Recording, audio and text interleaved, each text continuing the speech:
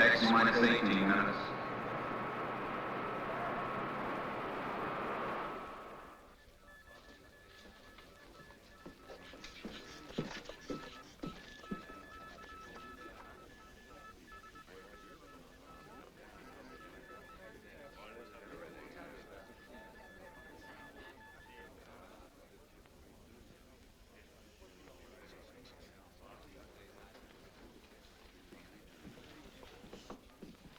Blood pressure slightly high. Nothing to be alarmed about, though. Quite understandable under the circumstance. The weaker sex. The only one whose blood pressure is normal. X minus 17 minutes. We're due in the assembly hall in another minute. Shall we go? Good luck. Thank you, Doctor, and good night.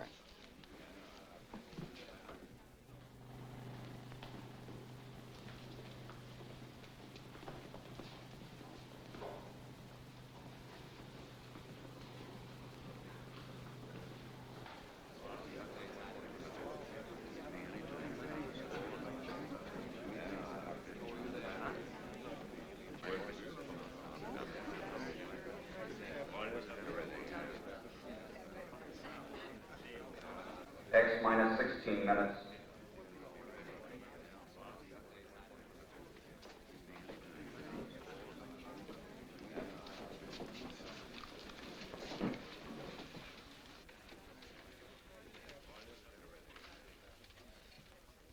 Ladies and gentlemen, every news service and newspaper is represented here tonight.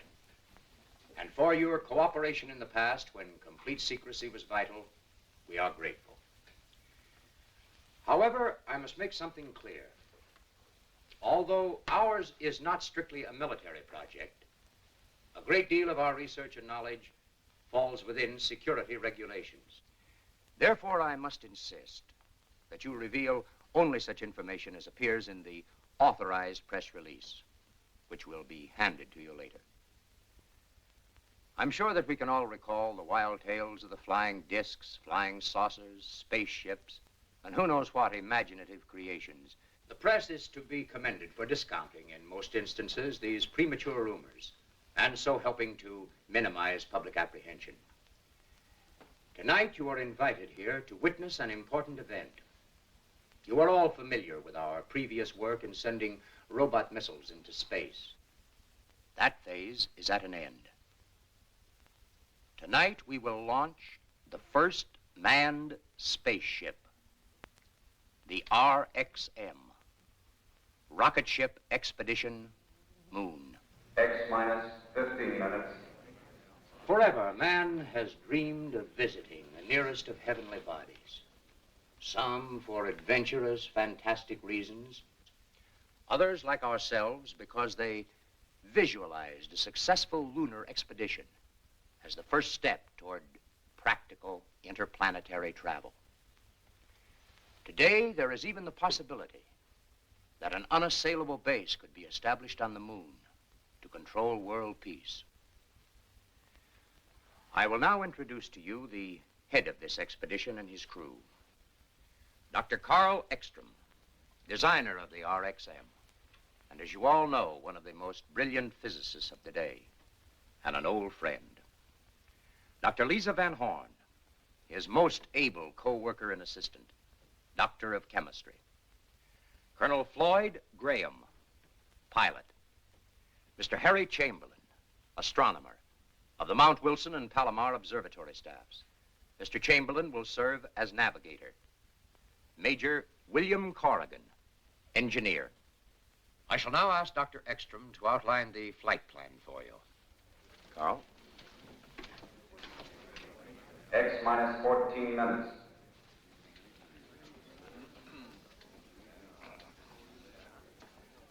The distance between the Earth and the Moon at its closest proximity is 238,000 miles. We expect to cover this distance in approximately 48 hours. The first phase of our flight will be the ascent to an altitude of 300 miles. From the start, while we pass through the troposphere and stratosphere, until we reach the ionosphere, the flight will be controlled by our automatic pilot. After we have climbed through the atmosphere, we will turn the rocket into a parallel course with the surface of the Earth. In flying parallel with the Earth's surface, we receive added boost from its rotation. X minus 13 minutes. The RXM is what is known as a multi-stage or step rocket. Upon reaching escape velocity, the tail section, which has housed the fuel to attain this speed, will be jettisoned. The nose section, which is a complete rocket containing enough fuel for the entire trip and also containing our cabin, overcomes the gravitational pull of the Earth and heads in the direction of the moon. After we have passed the equilibrium point where the Earth and the moon's gravities are in balance, we will reduce power to a minimum. The moon's attraction will carry us the rest of the way. Finally, we will reverse the rocket, utilizing the thrust of its motors to make our landing. A few more details which might interest you. The cabin is pressurized and gyro-controlled, keeping us in a level position at all times. We carry radar for navigation, shortwave for communication, and most important, more than twice the amount of fuel we expect to use to keep well within the margin of safety. X minus 12 minutes. We still have a few moments, ladies and gentlemen, for questions, if any of you care to put them.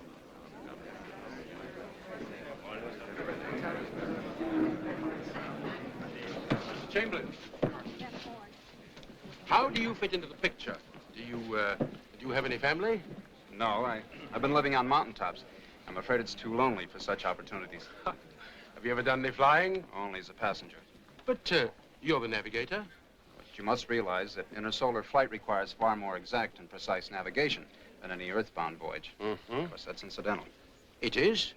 Yes. You see, as an astronomer, I can appreciate the perfect observation conditions on a body without atmosphere, such as our moon. Do you realize that within 1 hour... I've got about 800 head grazing down there. I bought my ranch with the flight pay I saved up during the war. Mm-hmm. How does your wife feel about you going? Well, she's a Texan, too, and, well, she knows that when a Texas man makes up his mind to do something, that's it, period. Say, I wish you fellas could have seen her face, so when I walked in and told her, in the strictest confidence, of course, honey, I'm going to the moon. What did she say? Well, she looked at me for a second and then said, what for? They ain't got nothing there that we don't have more of right here in Texas. We've already made the trip 100 times. What? In the training room. Yeah, I've done more flying this last month than I've done in over 100 missions. And believe me, this is the hottest crew I've ever worked with, especially in the brains department. Yeah, very attractive, too. Yeah, I agree. But, and you can quote me on this, unless you look like a test tube or a chemical formula, you haven't got a chance. From the woman's angle, Dr. Van Horn, how does it feel making a trip like this alone with 4 men? To tell you the truth, I never thought much about it. Well, tell me, Doctor, is there any specific reason why one member of the crew should be a woman? I'd like to answer that, if I may. Certainly. The reason Miss Van Horn is making this trip is because of her pioneering research with monatomic hydrogen. It enabled her to develop the first rocket fuel, powerful and concentrated enough to make this flight possible. X minus 11 minutes. Ladies and gentlemen, we are pressed for time. You may view the takeoff from the observation bunker and return to this room immediately afterward. Everybody return here after the takeoff.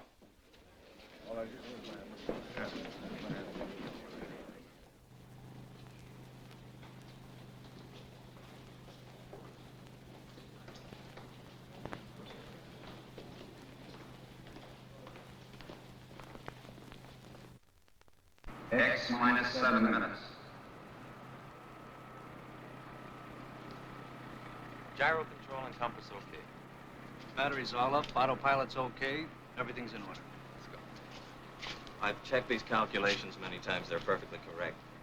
Oh, yes, all commercial flights have been detoured 100 miles south. Thank you. Well, I can't think of anything we've overlooked. All we need now is a little luck. It doesn't seem real that the moment finally has arrived after all these years. Has been a long time. A long time for 2 men to work together.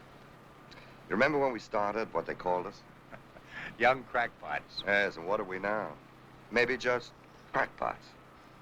The only regret I have is that I must stay behind. Your job is no less important, Robert. I know, but still... X minus 6 minutes. Carl, good luck. Good luck, everybody.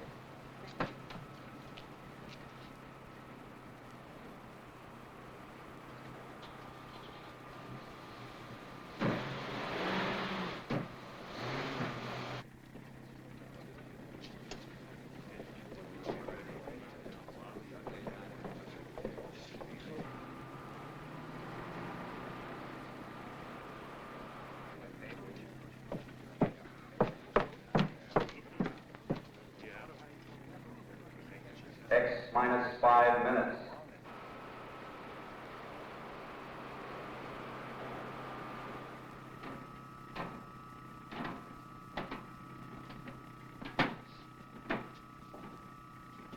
Better take one more look. We won't be as close as this to Mother Earth for some time.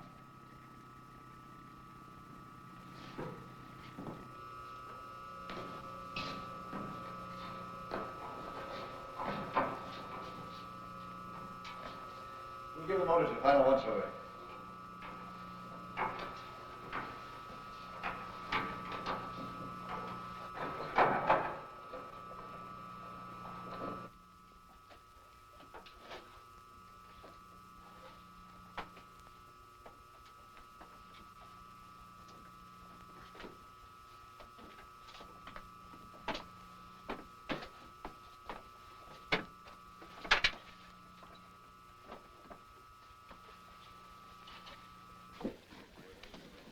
X minus 4 minutes. Motor room sealed. Everything in order.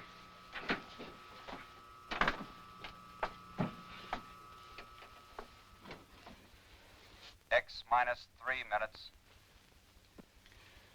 No change in flight plans discussed. First 7 minutes of flight, controlled by automatic pilot. Pilot's ready. 7 minutes, straight ascent. Straight ascent from starting point. Starting thrust using all tail assembly engines, 2,300 tons. Right. Fuel mixture? Hydrogen and oxygen plus A12. After 120 seconds, hydrogen and oxygen plus A14. After 340 seconds, hydrogen plus A16. After 560 seconds, A16. Right. Any questions? X minus 2 minutes. Good luck.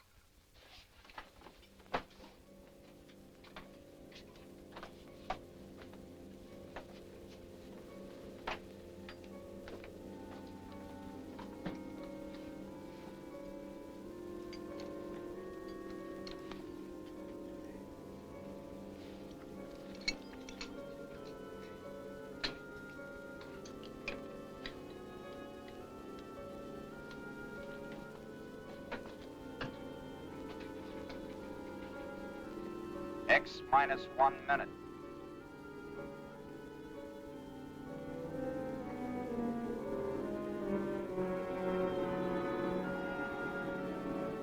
X minus 50 seconds. X minus 40 seconds. X minus 30 seconds. X minus 20 seconds. X minus 10 seconds. X minus 5 seconds. 4, 3, 2, 1, 0.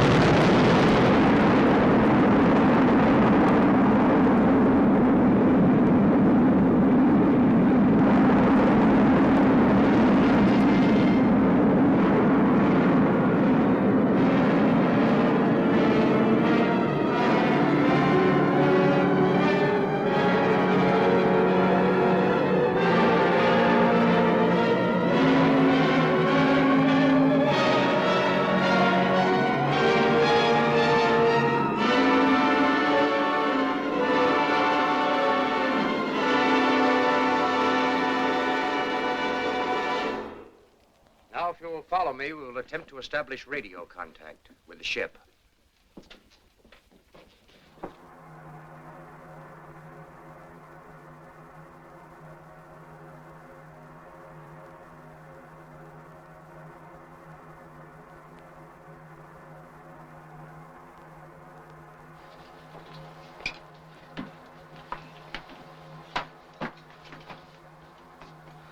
human body can withstand these accelerations.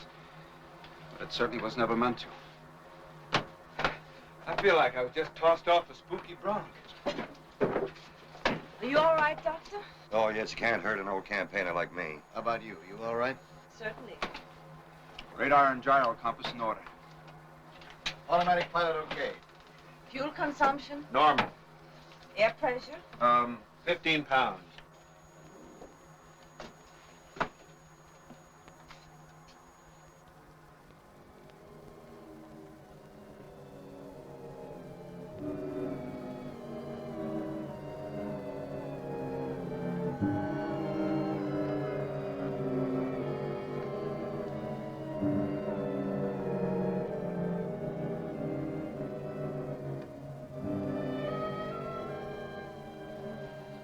Harry.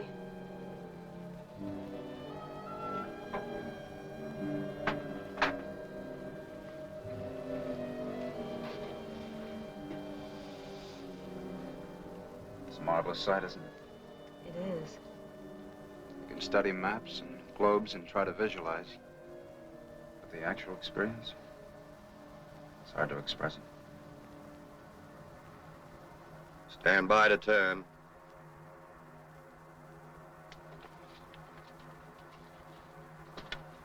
Stand by.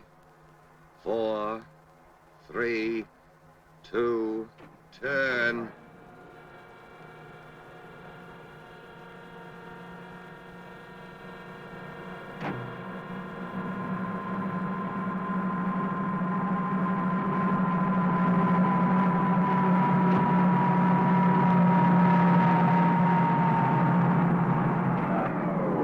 Any-degree turn completed.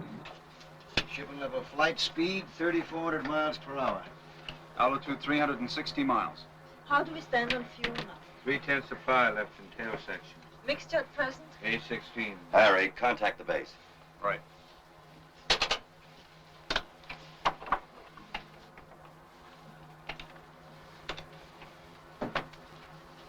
RXM, calling BWS. RXM, calling BWS. Over. Come in, RXM. Over to you. Stand by, BWS. Ekstrom speaking. We have leveled off at 360 miles altitude and are circling the globe at 3,400 miles per hour. We will increase speed gradually until we reach escape velocity of 25,000 miles per hour. Everyone aboard ship, well.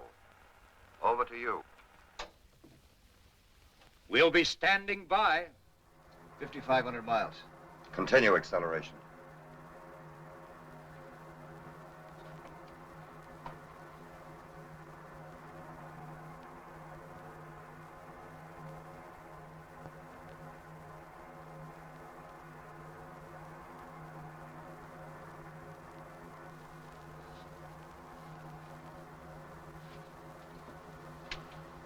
Hey, what happened to the rest of the night? I'm afraid we ran right out of it. If it's darkness you want, wait till we enter outer space, the realm of perpetual night. 6,000. 6,200 miles per hour.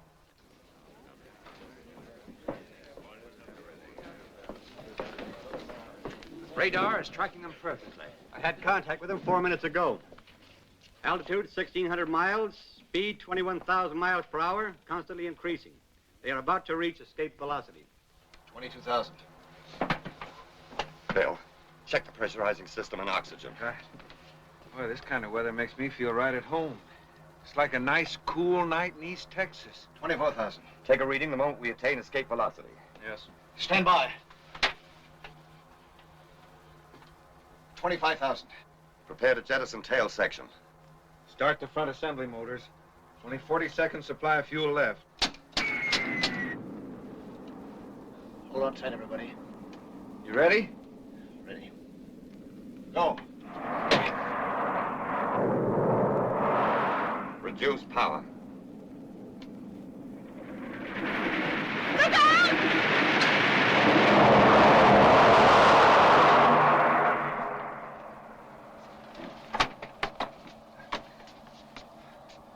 That was a little too close for comfort.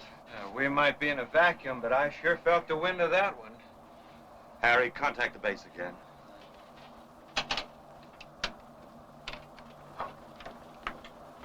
RXM calling BWS. Over. Come in, RXM. Over to you. Stand by, BWS. We're on our way. We have jettisoned tail section and are now reducing power and speed according to plan until we come within the attraction of the moon. This probably last radio contact before return flight. Everybody aboard well. BWS calling RXM. BWS calling RXM. Come in, RXM.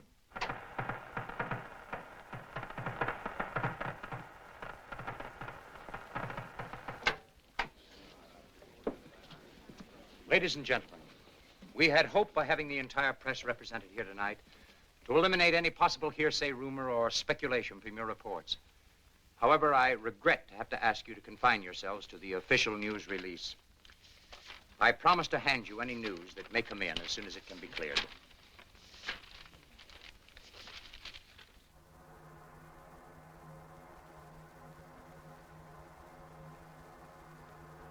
Don't think I like all this dark. Well, it might be all right for sleeping, but for a steady diet, I used to hate the daylight because I couldn't work. But up here in this eternal night, it's a different feeling. Fella can get used to anything, I guess, if he has to. Now, I remember when I was first assigned to jets. I said to the colonel, Colonel, I joined this man's Air Force to fly an airplane, but nobody's going to hitch me to no Roman candle. Now I'm sitting right inside of one. Boy, oh boy. Ain't she pretty?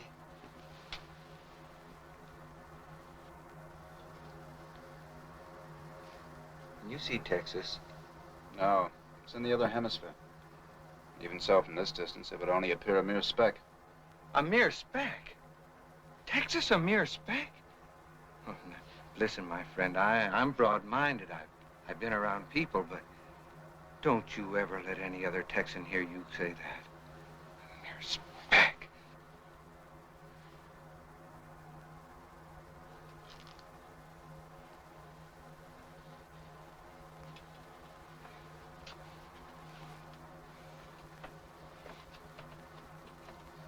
It's the funniest sensation.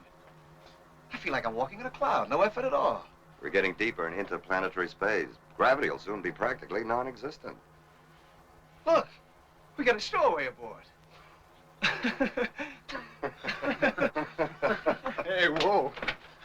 I need you. Don't you think it's amusing? There's nothing funny about that. Simply the lack of gravity. Oh, of course, Dr. Van Horn. Better make sure our equipment's fastened down.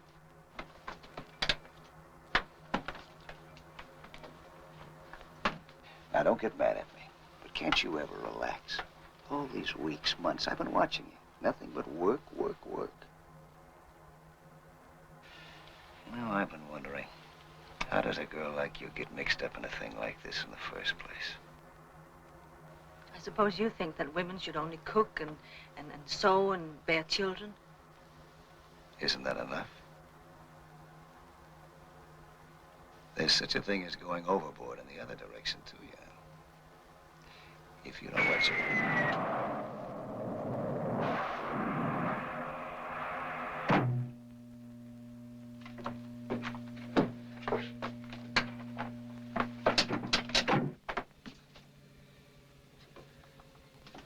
I'll check the engines. Bill, pressurize the motor room first.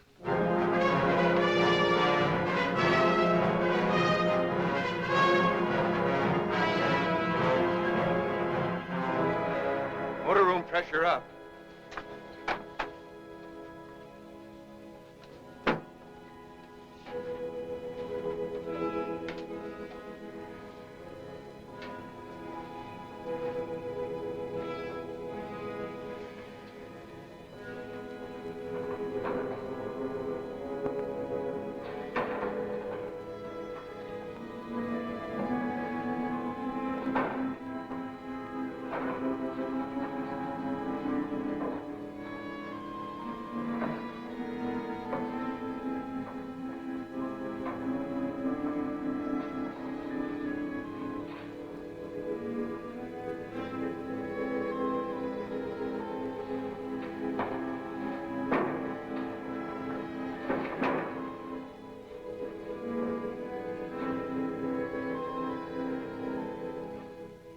still drifting.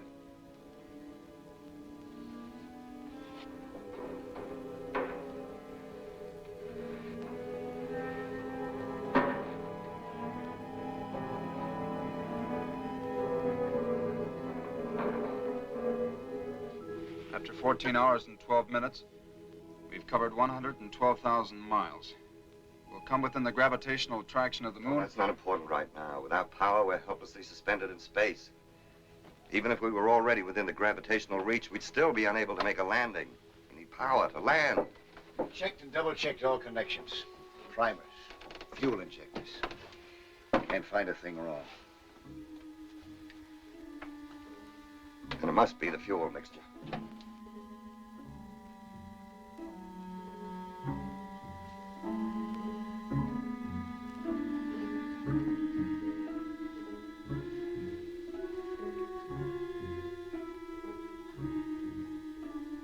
How much oxygen do we carry? Don't worry. We have plenty left for the trip. For the trip as planned, you mean?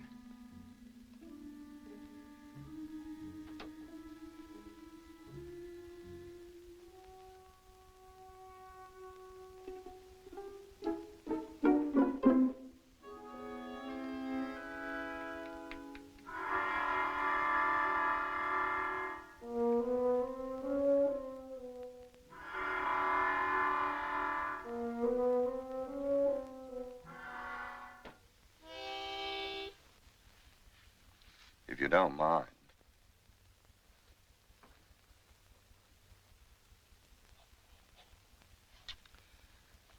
At differential 6 over m to the 30th power, the halfway check result is 262,000 to 341,000, both using tangent E, correct? That isn't the result I have. It must be the same. There's an error there. I've made no error, Dr. Ekstrom. I have to say that you made an error and discard your figures. I'm sorry. Don't be. Surely you're not going to let emotion enter into this. Certainly not. We'll continue computing using my results as a basis. Yes, Doctor. Except that I feel very strongly I should say that we should try both. We can't. To complete either calculation would take 6 to 8 hours. We can't afford the time. It's either one or the other, Dr. Van Horn. But it doesn't have to be. You can't be arbitrary about imposing your will when these people's lives are at stake. Don't you realize that?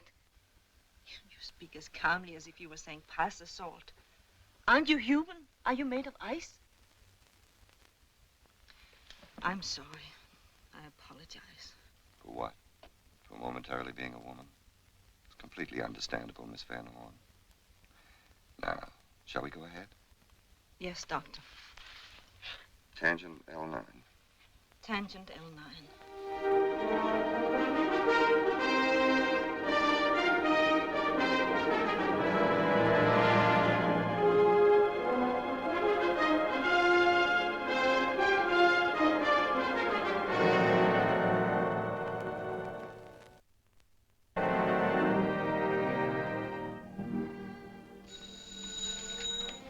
Hello? Yes? It's Dr. Hurley at Mount Palomar. Yes, Dr. Hurley? Yes? We located the RXM's position at 7:16 this morning. Since then, there has been very little change. Apparently, their velocity is far lower than we anticipated. Are you sure, Doctor? Thank you.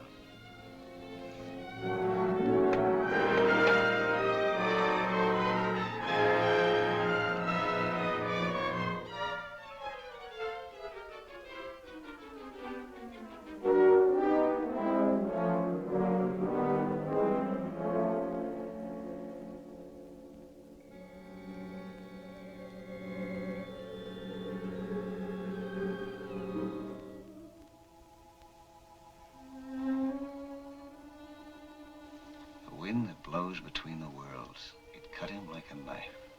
What? Oh, nothing. It's a line from Kipling's Tomlinson. The poem about the chap, someone in our fix. He couldn't get into heaven or hell. Suspended in space. Would you do something for me, please? Sure. I need those 2 graphs under Dr. Ekstrom's arm. I'm tired and shaky. I might awaken him. I wouldn't rob him of his sleep for anything. I knocked over a 10-foot Christmas tree once, all decorated, at my cousin's house, just from trying to do something when I was too tired. It was about 1 o'clock in the morning. Kids woke up, came rushing in. First, they thought I was Santa Claus lying there with a busted tinsel star on my nose. I spoiled everything.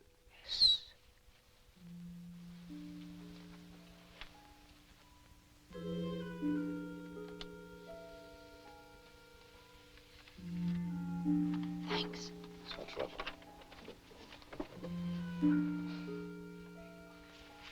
Why don't you take a minute off from that? You're worn out. I can't. You'll think clearer if you do.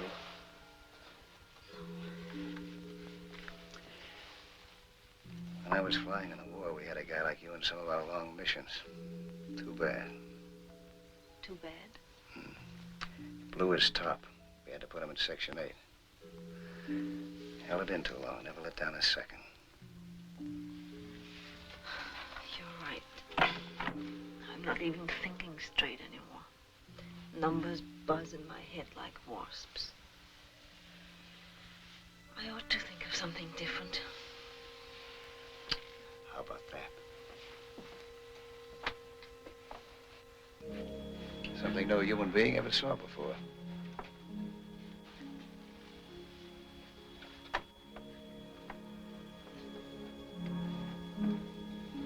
You know, it's funny. One never thinks of the Earth that way. As a dying planet with nothing to give out but reflected light. A mere moon. Hey, don't speak so disrespectfully of the moon. Mere moon. I've done some of my best work by moonlight. Found its light very effective. For navigation? For any purpose. Don't underrate it. Moonlight's potent. You're speaking of its effect on men and women? On women. I don't need this stuff myself. Oh, you're immune. No? Just don't need it. But did you ever park in an open convertible on the cliffs overlooking the Pacific? On a warm summer night when a big moon hung up there like a lantern? The blue light from it walking across the water. Radio playing a nice tune. Waves whooshing on the beach. No, perhaps unfortunately, I never had the time nor the thought to do anything much beyond my profession. Now, don't tell me that you never looked at that old moon except for astronomical reasons. You're right. I have. In Rome once, and in Switzerland, at Lake Lugano. What a nice stroll. Stroll? Yes. Yes, we walked slowly around the edge of the lake for 2 hours. And never stopped? No. Well, everybody to his own taste. It was lovely there. The water black like cold coffee. The moonlight like flecks of ice cream floating on it. The music from the hotel ballroom. Oh, but that was so long ago. Another world. Fine scientist I am. What? Daydreaming. It's good for you once in a while. I suppose it is, but not now. I still say it. Say what? That moonlight's effective stuff. You're quite right.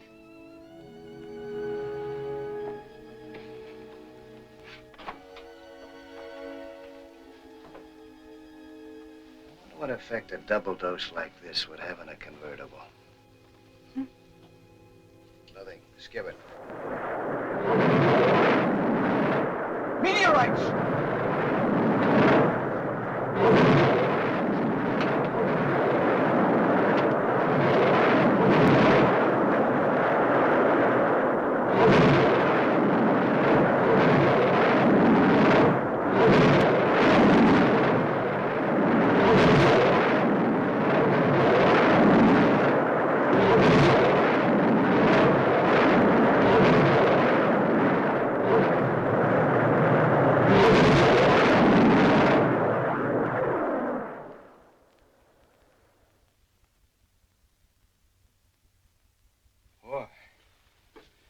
I've been through some pretty heavy flak in my day, but that's the worst I've ever had thrown at me. Heavenly flak. Say, maybe somebody don't want us to get where we aim to get.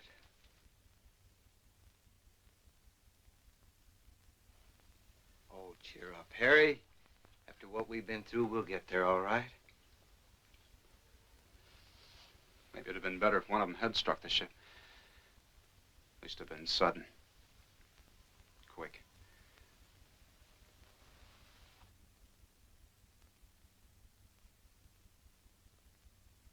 Now, your computation? We have to add 12% O3 to A16. Right. 12% O3 to A16. This means we'll have to rearrange some of the fuel tanks and all the connections. I will replace these H tanks with these. The motor room's pressurized. Think you can manage a half-ton tank? Oh, sure. Down on my ranch, I used to throw a little old 1,000-pound steer over my shoulder every morning. Sure that wasn't a little old bull you were throwing.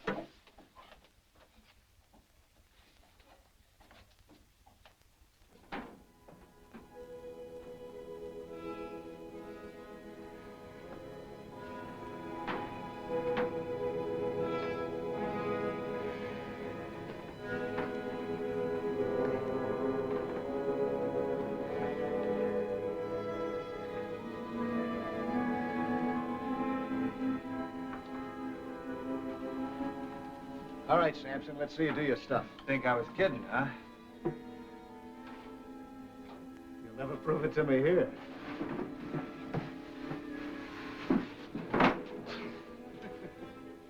Doctor, can we be quite sure these proportions are safe? We never proved them by experiment. The mathematical theory is beyond question. O3, though. Sometimes it behaves unpredictably. Woman's intuition again? 12%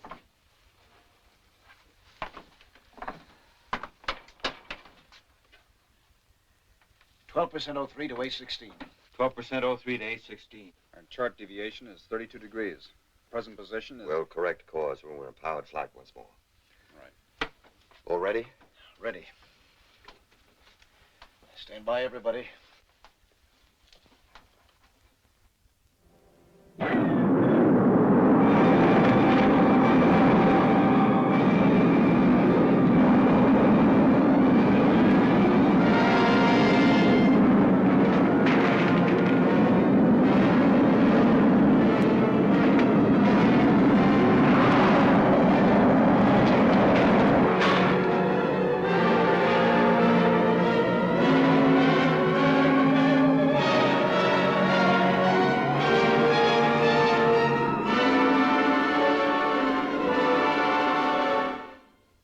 Repeat that again, Dr. Hurley. Are you certain? Yes. Yes, I see. Thank you.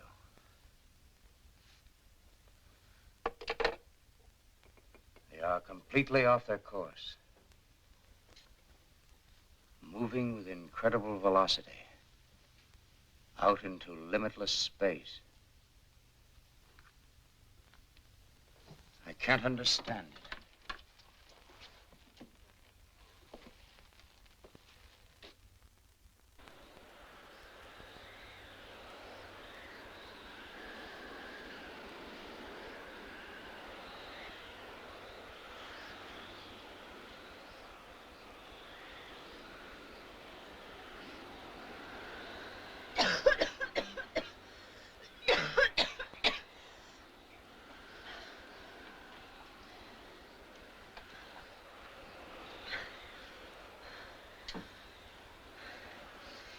Lloyd. Lloyd. Lloyd.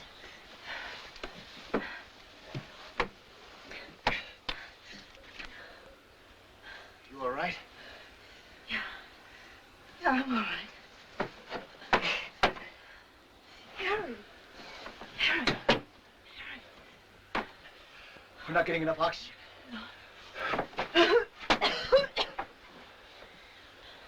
Phil. Phil.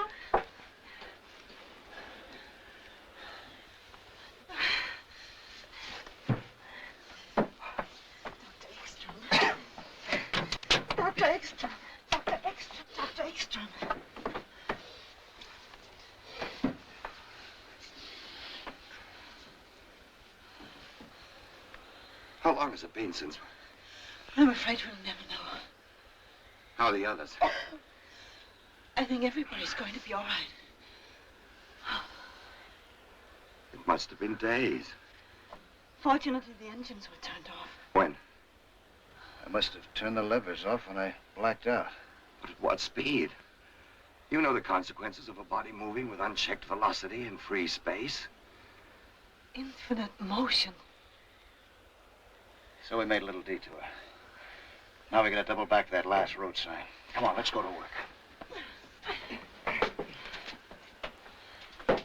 Try to determine our present velocity if possible. Can't be. The instruments must have gone crazy. I don't think so. By heading into space, we've added the Earth's orbital velocity to our own. Then we're really moving. I should say at least several times the maximum speed of your indicator. Any progress, Harry? Should at least have an approximation of our position very shortly. Fuel consumption? In just a moment. Doctor. What? I cut in resistances to raise the scale. But look. Acceleration. Definite acceleration, but with the motors off, that's impossible unless... This can't be correct. What? I seem to be getting a strong reflection of impulse directly ahead, 50,000 miles. That explains it. Explains what? Of course.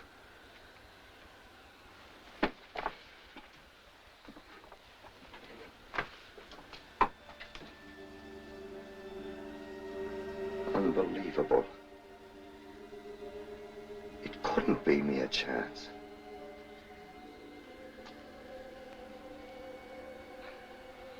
I don't quite know how to tell you it, so... If I could have even dreamed that an incredible set of circumstances, each precisely and exactly timed, would carry us unerringly through space to our most congenial planetary neighbor, Mars, I would... Mars?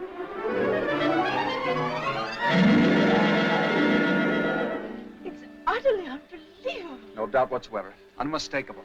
Mars. What do you know? What does it mean, Doctor? It means there are times when a mere scientist has gone as far as he can. When he must pause and observe respectfully while something infinitely greater assumes control. I believe this is one of those times. We shall go on, of course. Our overall fuel consumption was 42%. a Martian landing. Approaching a planet with atmosphere is far easier than the lunar maneuver. Certainly we shall go on. We should be betraying an unprecedented opportunity to do otherwise. And I'd suggest there's a couple of little things we might do. This ship isn't going to land itself, you know. Mars. I'll be darned. We must first compute the correct thrust and fuel mixture to comply with anticipated conditions. Escape velocity, 12,500 miles an hour. Oxygen at surface level, 15%. Prepare to change the parallel course at distance 1,500 miles. Right.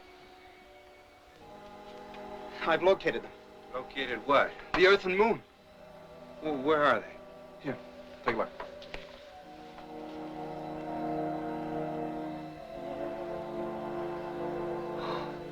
And what do you know about that? Is it all right to call Texas a mere speck now? As we are now in parallel flight, we are reducing speed and altitude. At 50 miles altitude, we will execute a turn of 90 degrees, bringing the rocket into landing position. Since the gravitational attraction of Mars is only half as powerful as that of Earth, a thrust of 1,200 tons will be sufficient to make the landing. Fuel?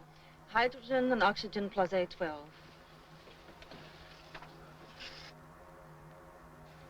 Altitude 70 miles. 65.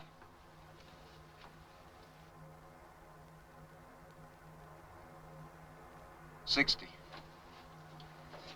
55 miles. Stand by to turn. 50. Turn.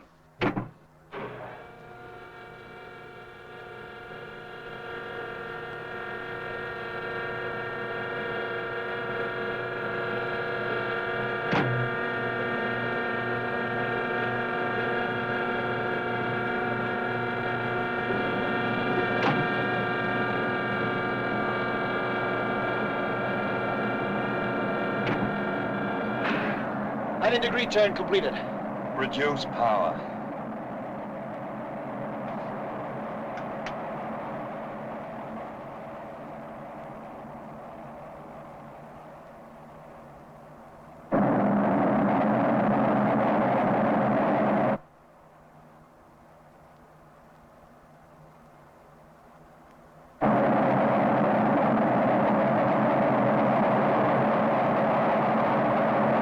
Altitude 40 miles. 38 miles. I only hope the light holds out. It's getting dark down below.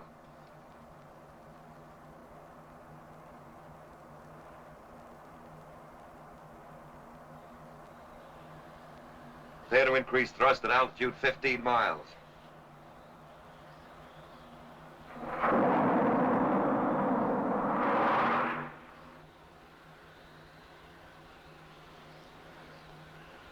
It's getting darker rapidly. As far as I can make out, the terrain is suitable for landing. Altitude 6 miles. 5 miles. 20,000 feet. 18,000. Thrust at present, 1,250 tons. Stand by to increase power. 15,000.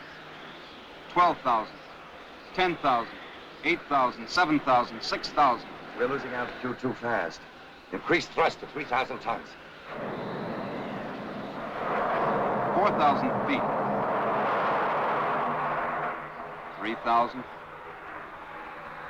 2,000 feet. Reduce thrust slowly to 1,250 tons. 1,000.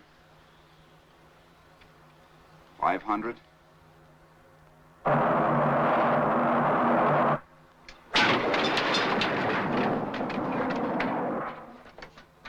Save the engines. Nice work, Floyd.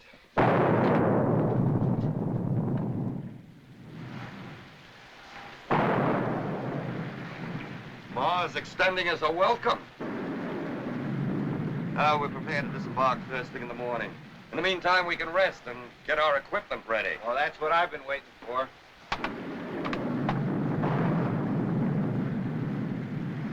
Yeah, I've been itching to get into one of these things. Sorry to disappoint you, Bill. We have atmosphere here. We won't need pressure suits. Which works greatly in our favor, too. We can accomplish so much more unencumbered. As far as equipment's concerned, we'll take oxygen masks, camera, paraphernalia. What about data for the return trip? It must be exact and precise. Hadn't we better begin preparation? Yes, of course, you're right. We have so little time here. Such an opportunity. Let's think about that for a little while first.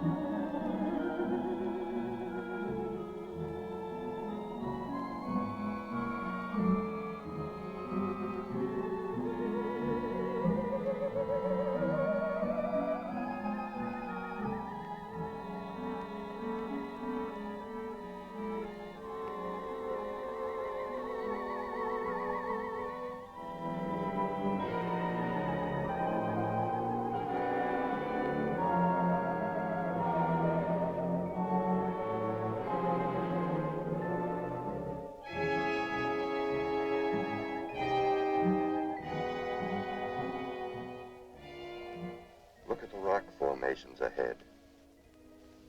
Notice the abundant coloration? Green, orange, yellow, black. A sign of tremendous mineralization. Manganese, copper, nickel, pitch blende.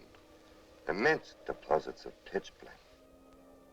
You figuring on staking out a claim here? Just making sure we can find our way back.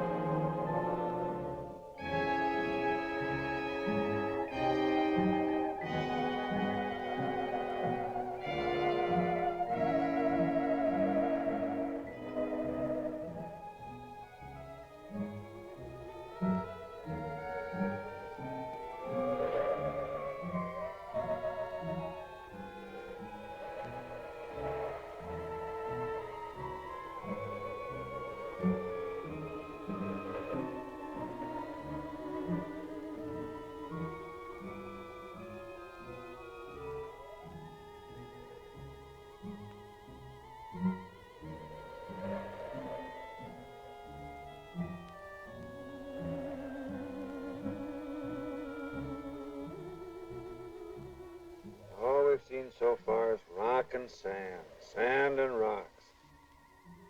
I wonder when we're going to run across some of these Martians. You know, from what I read, they've got pale faces and pinheads and fishy eyes. Shall we go?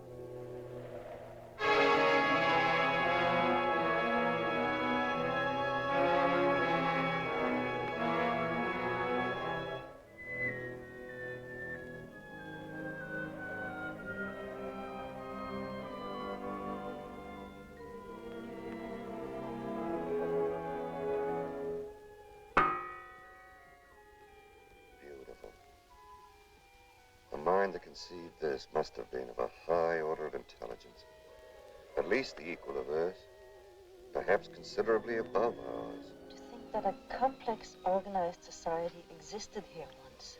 Yes, and from all indication, thousands of years ago. I wonder how it happened. There's always the possibility of a meteor.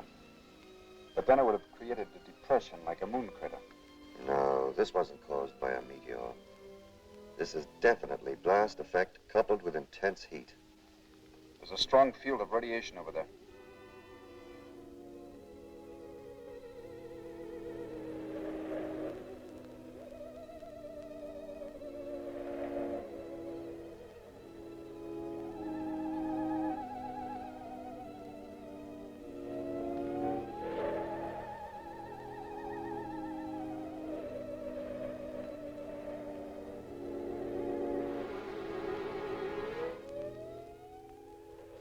You'd better stop. The radioactivity is at the danger level.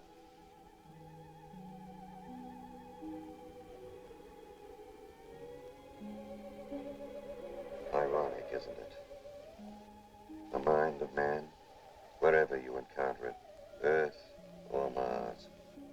highest attainments of human intellect, always diverted to self-destruction. Perhaps the entire surface of the planet is one vast ruin, like this. Well, do you think we ought to start back to the ship? I agree to that. We're neither prepared nor equipped for any stay here. We have supplies for several days. Let's use this precious time as effectively as we can. I agree with Dr. Ekstrom. A day here is more valuable than years of research on Earth. Well, okay then, let's get going.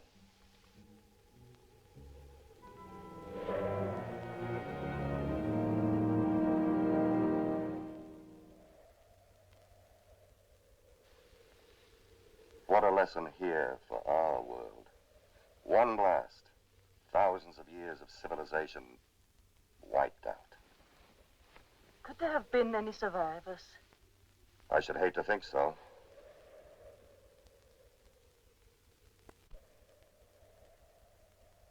We still don't know all the genetic effects of radiation, but that it will produce mutations, malformities, disfigurements, blindness, that much we're sure of from research. A blast like this, I should hate to think that any survived. Why don't you try to get some rest? If I ever get back to Texas, I'll know better than to leave again. Yes, sir.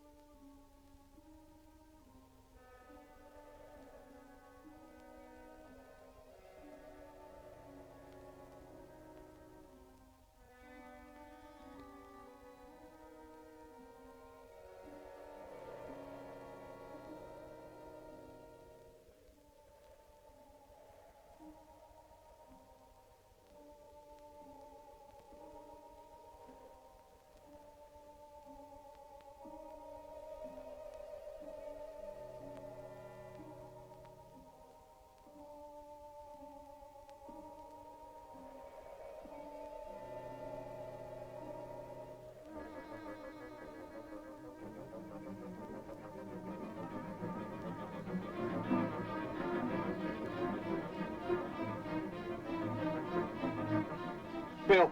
Lloyd, Dr. Ekstrom.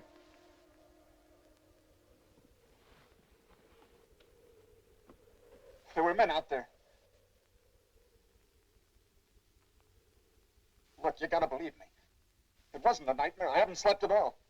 I tell you, I saw them. Where? Right out there. And when I yelled, they disappeared. All right, let's go see.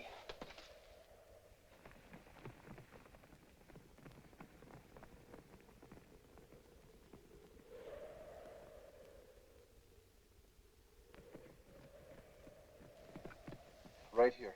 And when they heard me, they disappeared in there. Dr. Ekstrom, look at these footprints. It don't take a Navajo to figure out what caused these. It's hard to believe. And now maybe you'll agree to return to the ship. We can't stop now. We must follow, find out what kind of creatures they are. It's tremendously important. We don't know how many there are. And suppose they're hostile with one rifle and a pistol. We won't have a prayer. That's the chance we have to take. You wait here. I'm going ahead. This kind of thing's just my meat. Mind if I come along? Thank you, Bill. I'm with you, Doctor. No, Floyd, you three stay. But I'll have to make that in order. Come on, Bill.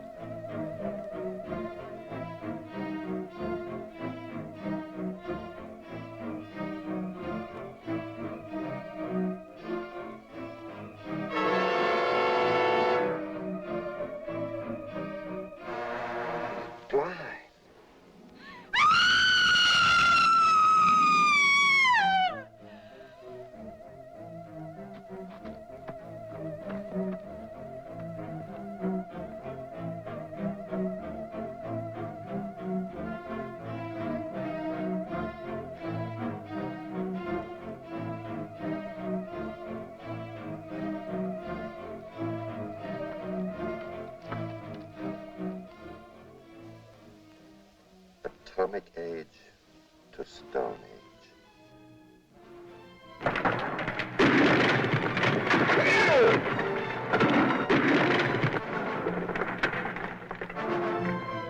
Bill!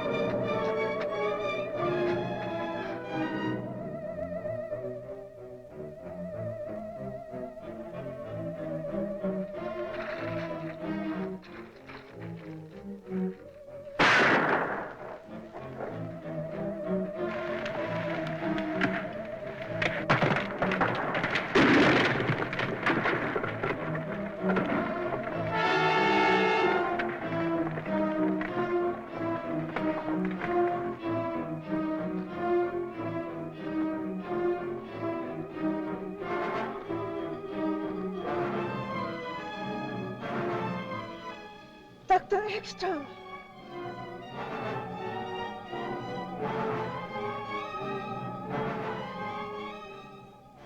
Where's Bill?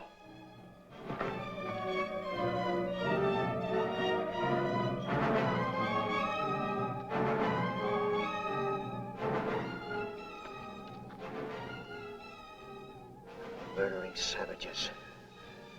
No, Floyd. Poor, fear-crazed, despairing wretches. Pity them. Pity them. Don't talk anymore. You must get back to Earth. Tell them what we found. Maybe this will...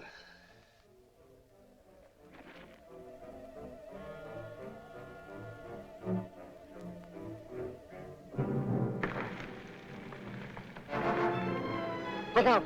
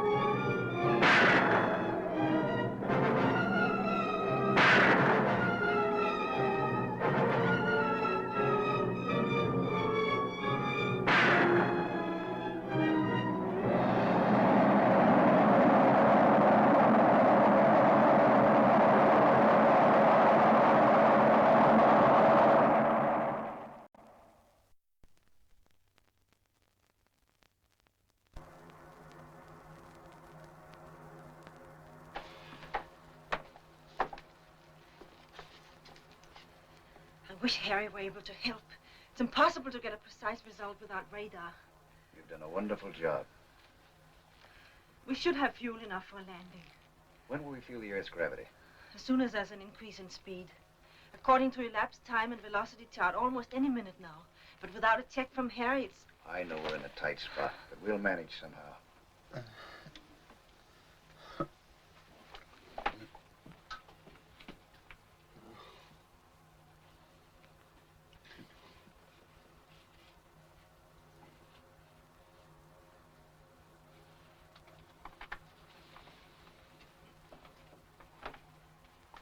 Any sign of increase in speed? Not yet.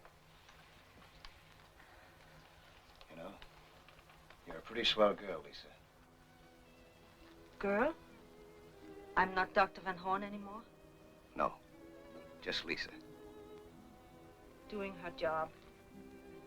No, I don't see you that way at all. I see a woman sweet, gentle, and beautiful. I'm not the same? Somehow, no. But I am, you know. The same, I mean. Well, maybe I've changed then, but I feel that I've never known you before. Will you, do something for me, please? Sure, what? Say my name the way you did a moment ago. Lisa.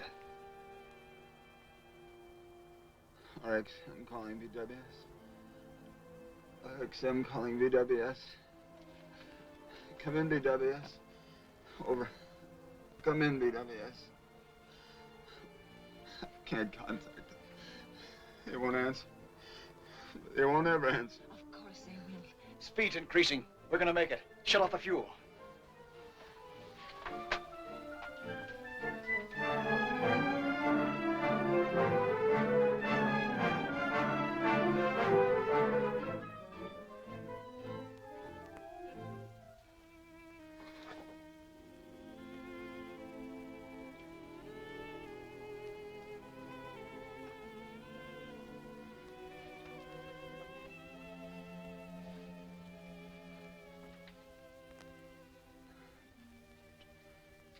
I'm sorry.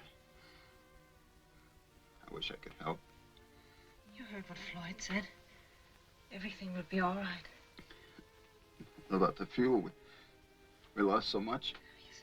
Well, we'll have enough for a landing.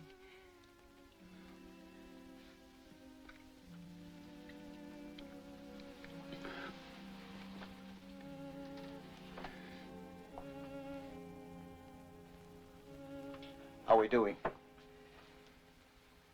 Not so good. Well, what's the matter? Everything's worked out so far, right in the nose. We haven't got enough fuel for a landing. Not even for an approach. But the motors were functioning perfectly before I shut them off. At 1/10 of capacity. I'm sorry, it's all my fault. Maybe it's only the instruments.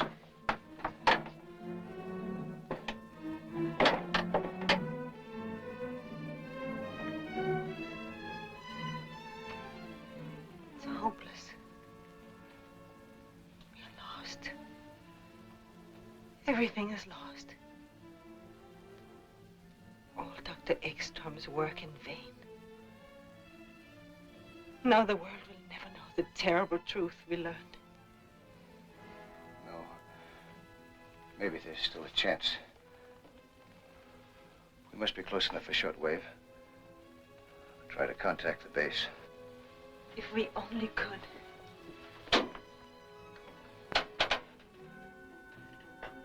We must report everything. Tell them as much as we can. What we saw. The mistakes that we made.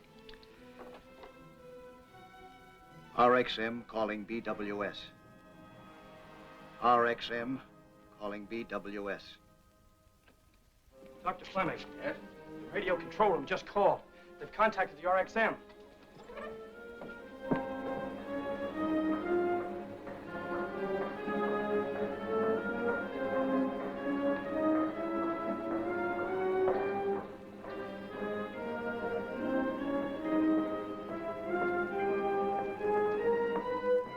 There's too much interference. You better use these, Doctor.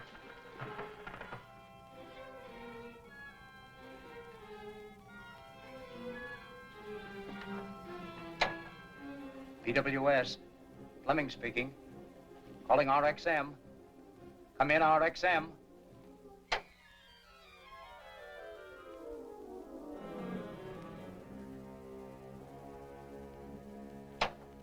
Repeat that again, please, Dr. Van Horn.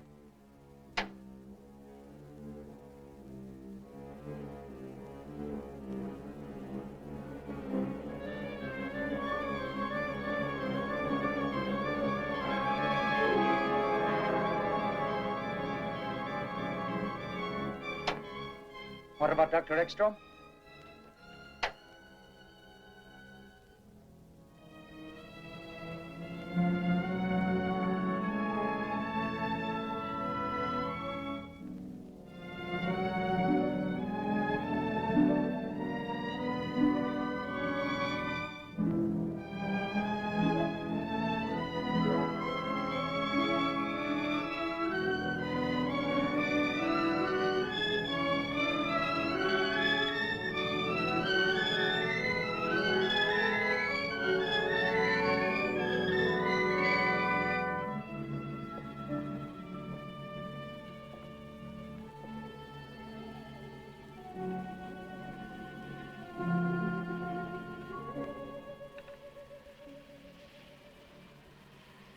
Now at least they know.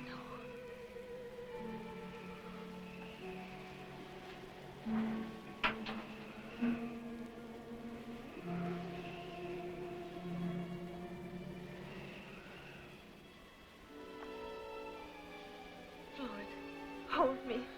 Hold me tight. I wish I knew some words that would help. I'm sorry that we haven't had any time. That we didn't meet or know each other the way we do now sooner. Time isn't so important. Oh, yes, yes, it is. Don't.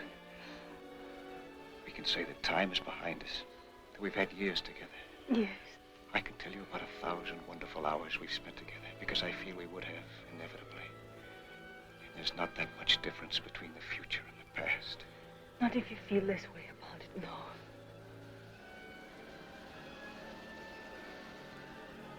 Shouldn't we wake him? What good would it do? None, you're right. It's only seconds, darling. Try not to be afraid. Lloyd, I'm not afraid anymore. Something happened like a great wave carrying us up, bearing us, protecting us.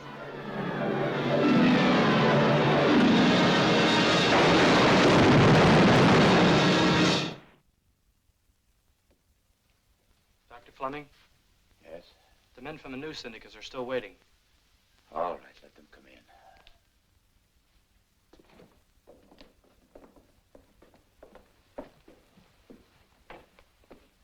Dr. Fleming, the pilot and crew of Flight 19 International Airlines observed a strange object falling over Nova Scotia.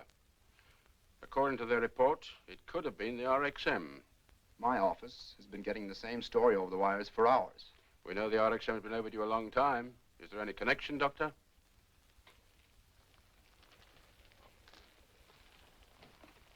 As yet, there has been no confirmation, but yes, I believe there is a connection. Then they all perished in a crash. No, 2 were lost earlier. But the flight must be considered a failure.